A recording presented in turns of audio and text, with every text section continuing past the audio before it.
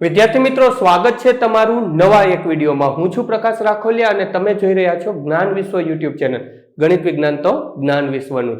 અહીંયા આપણે વાત કરવાની છે ધોરણ 10 પ્રકરણ 11 વર્તુળ સંબંધિત ક્ષેત્રફળ સ્વાધ્યાય 11.1 નો દાખલા નંબર 12। દાખલા નંબર 12 માં આપણને શું કીધું છે કે પાણીની નીચેના ખડકો વિશે જહાજને ચેતવણી આપવા માટે એક દીવાલ દાંડી 16.5 કિમી અંતર સુધી, બસ એટલે સુધી જ વાંચીએ તો આ જે છે એક દીવા દાંડી છે એ કેટલું અંતર કાપે છે કે એની જે લાઈટ છે એ 16.5 કિમી સુધી 80 ના ખૂણાના વૃત્તાંશ પર લાલ પ્રકાશ ફેંકે છે। એટલે કે ત્યાંથી એ આ 80 નો ખૂણો બને એટલી જગ્યામાં એ દીવા દાંડીને આપણને ખબર છે આમ ફોક્સ ફેરવતું હોય તો એ 16.5 કિમી દૂર સુધી 80 ના ખૂણા સુધી આ જે છે એ પ્રકાશ ફેંકે છે। તો આ ખૂણો કેટલાનો થઈ ગયો? 80 અંશનો। તો સમુદ્રના જેટલા ક્ષેત્રફળ જહાજને ચેતવણી અપાતી હોય તે આપણે ગોતવાનું છે।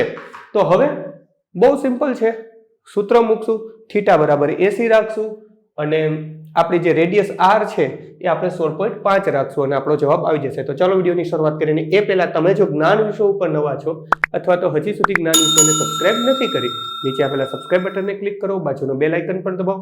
વિડીયો કેવો લાગ્યો અથવા દાખલામાં કાંઈ ના સમજાય કોમેન્ટ કરીને જણાવજો। તો સૌપ્રથમ આપણે શું લખીએ તો કે આપણી રેડિયસ કેટલી છે તો કે 16.5 કિમી અને આપણો થીટા કેટલો છે તો કે 80 અંશ।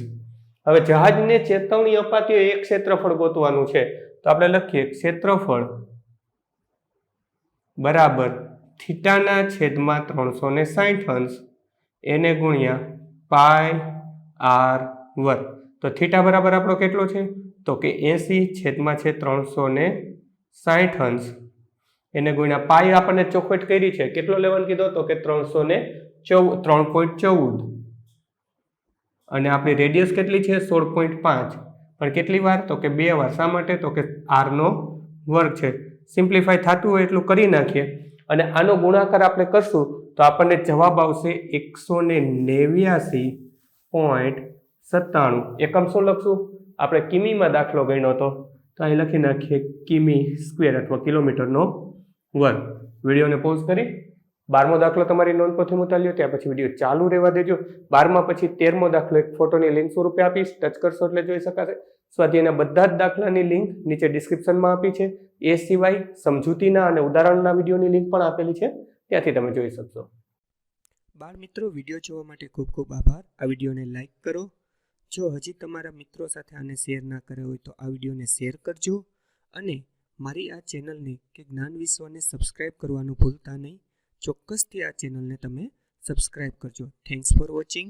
ફરી મળશું બીજા વિડીયોમાં।